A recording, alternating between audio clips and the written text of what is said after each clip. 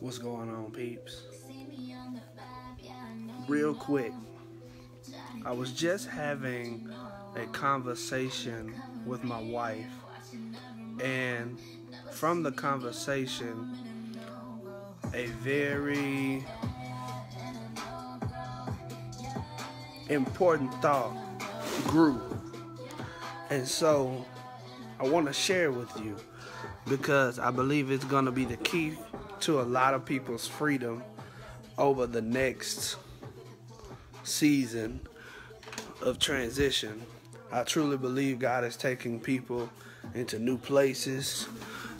I believe God is putting new people in others' lives. I believe God is giving people new homes, new jobs, new connections. I believe that a lot of things are growing, but in order to alleviate yourself from a lot of struggle, from a lot of pain, from a lot of hardships, you have to accept the real.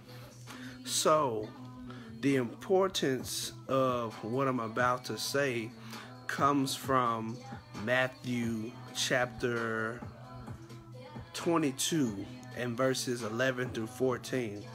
And when we see the text, well, you can look from verses 1 through 14, but the main little gist is going to come from verses 11 through 14. When you see verses 1 through 14, you see where there's a king that is getting ready to have a wedding ceremony. And he invites people that were serving him. And all the people that were serving him pretty much near to him, close to him, that did things for him, he allowed them to have this privilege, that privilege whatsoever. He invited them. And many of them chose not to come for whatever reason. There was one form of indifference here with these group of people. There was one form of indifference there with another group of people. And so what it all boils down to is the fact that he becomes upset. Just like many of us, when we invite people into our lives at a certain point that is very important, we invite people into our lives to sup with us. And when they don't accept it, we become frustrated because we're like, why won't they support us, not just when they're getting something, but when we want them to just sup with us and just kick back. It's like if they don't get something out of it, then they don't want to be a part. So the very important thing to see as we go through Matthew chapter 22, verses 1 through 14, is after this king becomes upset, he says, well, just go out into the streets and literally invite anybody you see and tell them the protocol on how they should come in, how they should dress for the wedding. Okay, done, fine. So when the wedding actually happens, there ends up being a lot of people who come and take the invitation off the street. And in the midst of the king walking through and observing the place, he sees one man who isn't dressed the proper way. Now, we were all born out of an understanding at some point in our life of you have to do things decency and in order. And I say we were all born because that thought birthed into our mind at a certain place where we did something and somebody told us that it's better to be asked up than asked down. And there's a certain way you should live. There's a certain way you should walk. There's a certain way you should dress and talk and carry yourself. You know, that's not holding you to a specific bondage, but it's just showing you as you elevate the maturities of how you do things. So as we observe, one of the reasons why God gives us guidelines for how we should do things is because if we don't follow the protocol, we'll be out of order. And when we're out of order, it will show. So Jesus, even when he was living, he still followed the customs in a way to where he was pretty much like a chameleon in the process of all the people he was around. He never wanted to just be an idol or stand out. But when we don't listen, what happens is we become this mogul of, I ain't gonna say mogul, I take that back. We become this item of attraction simply because we didn't pay attention to the order or the decree. And so when you think about the wedding, you have to dress this way and that way. So when this king sees this person in this manner, he says, okay, wait a minute, what's the reason behind this? Because, you know, it could be taken as disrespect when you don't come dressed a certain way to respect the people who are having the wedding or invited you. It can be seen as a disrespect if they ask you to do something a certain way and you make it about yourself. It can be a disrespect if you don't follow the protocol, because it can make it seem like you have a twisted agenda. And so anytime you would see people in certain instances that wouldn't follow the order, it's usually because they would possibly counteract or possibly throw shade or possibly plan their own demise. So you see people who will rise up with a leader, for example, but then all of a sudden at the end, like in Aladdin, you see this same guy who was working with one of the heads just completely have a systematic plot against the head's fall so that he can become, you know, more successful and what have you. So we get down to verses 11 through 14, and he questions this guy, and he says, how did you get in here without proper apparel? And pretty much the guy just didn't answer. The king probably gave him time to respond. He probably showed, I'm assuming he shrugged his shoulders. And I'm assuming this because right after this, the king is upset. And anytime you ask somebody a question like that, in that sense, you want a response because you don't want to open yourself or anybody else up to danger. So the king just responds and says, you know what? Take him and throw him here.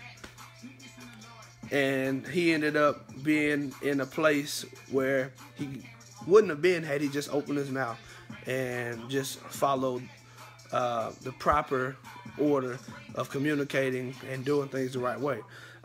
So why am I saying this?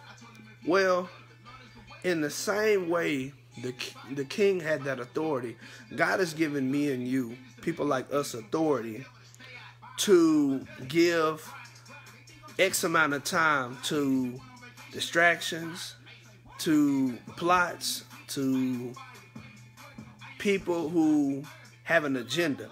And so pretty much a lot of times, instead of us rebuking it, casting it out, calling it out for what it is, we dwell on it. We allow it to have a certain space and place in our life.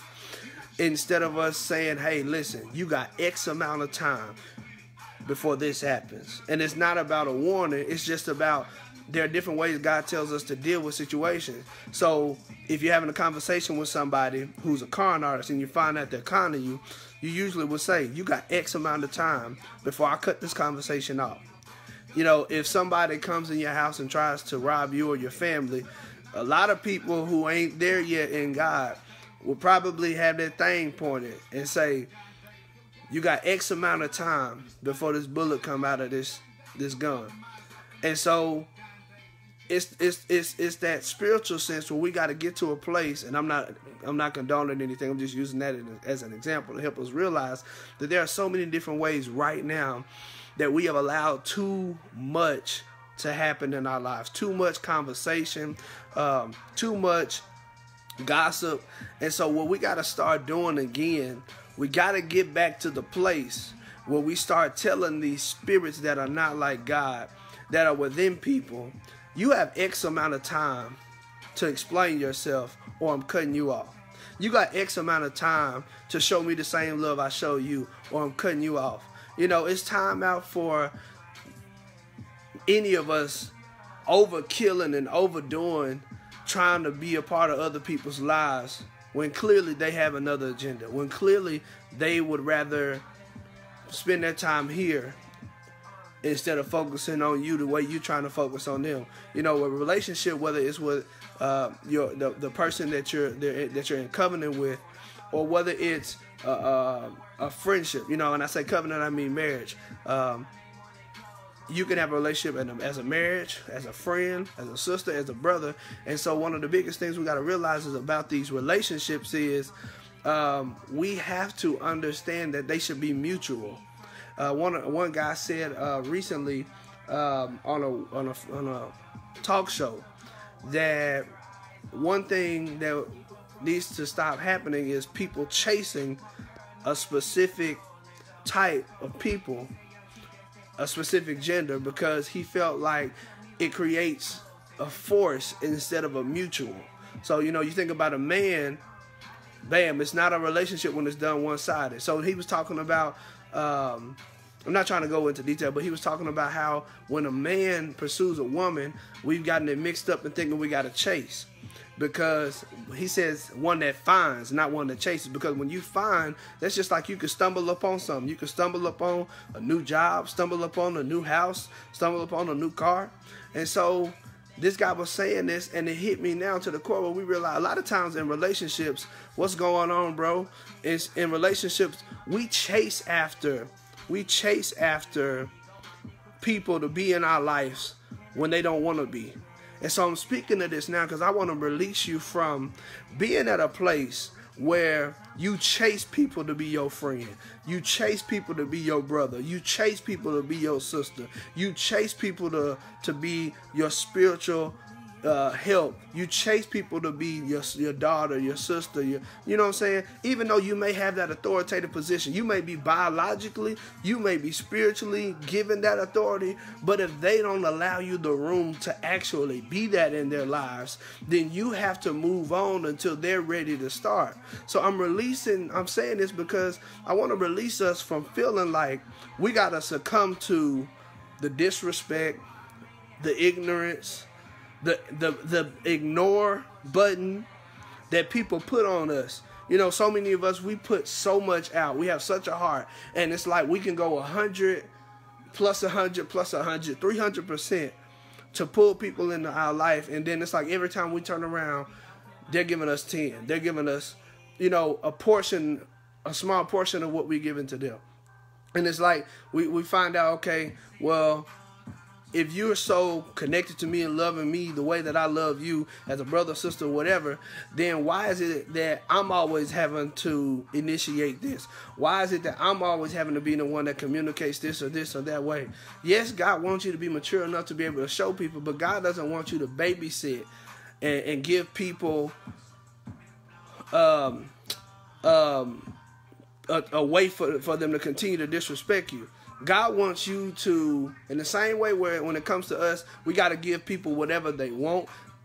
Everybody might not have the meat that you have. Everybody might not know how to consume the meat that you have. So sometimes we might have to give people milk. And when God shows us that milk relationship is no longer going to be of effect, then he's showing you, then they can't get with you until they get on the meat.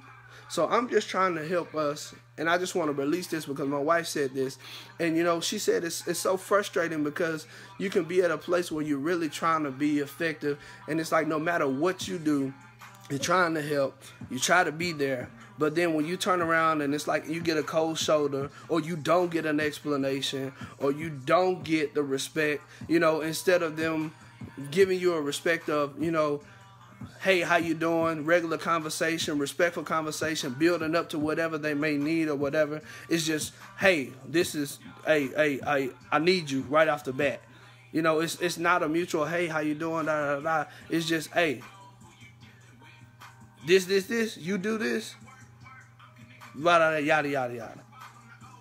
So, like, if I call any of these guys, Kirkland, Milan, Eugene, if I call any of these guys right now, I'm going to say, hello, how you doing? Bam, go into what I'm saying. I'm gonna establish a mutual bond first before I just start rambling.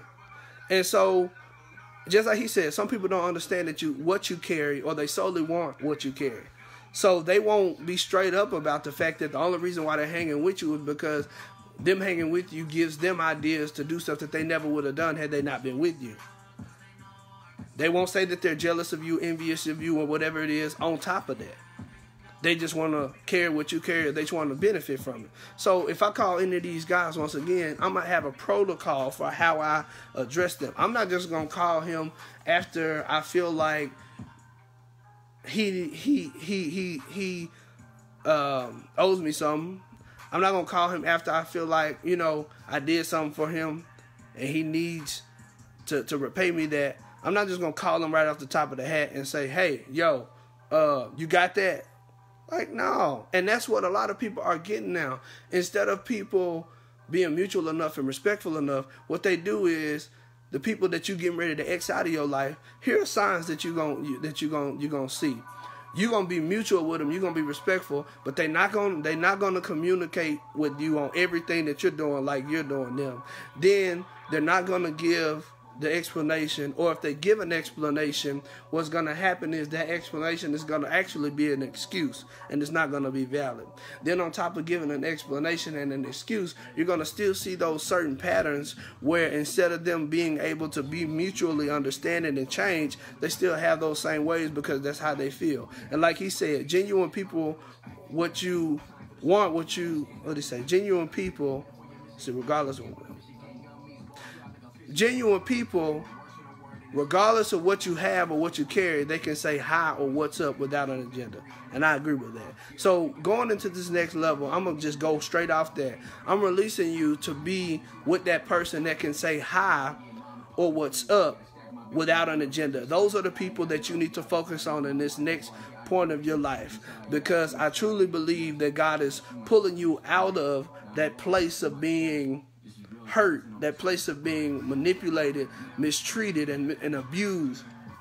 So I'm saying all this to say, once again, use your authority against the spiritual wickednesses of high places.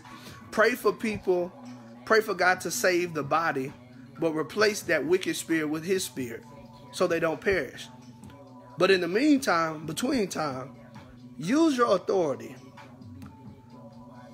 to say to every form of issue, you got X amount of time before I cut you off. You got X amount of time before I cut off this conversation. You got X amount of time before I cut you out of my life. You got X amount of time before I block you from going down this road and coming near my dwelling. You got X amount of time until I get to a place where I don't want to fool with you no more. Until I don't want to share space with you anymore. And it's not because of me being mean. It's God showing me I need to go to another level, and if you don't go with me, I have to go anyway. And I can't waste my time with you being petty because you just don't want to be respectful. Signing out. Like he said, the using season is over. Command and demand the respect while maintaining honor. Command the respect while maintaining honor. Command and demand the respect while maintaining honor. Love y'all. Peace out.